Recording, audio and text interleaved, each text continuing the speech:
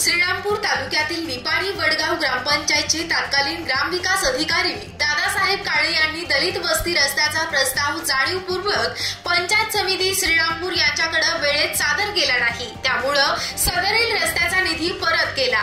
सदरील दलित वस्ती योजनेचा निधी परत जाण्यास दादासाहेब काळे हे जबाबदार आहेत। त्यामुळे त्यांच्यावर कायदेशीर कारवाई होण्यासाठी जिल्हा परिषद अहिल्यानगर तसेच पंचायत समिती श्रीरामपूर यांच्याकडे भागचंद नवगिरे, अजित राऊत, नानासाहेब मांजरे यांनी तक्रार दाखल केली होती।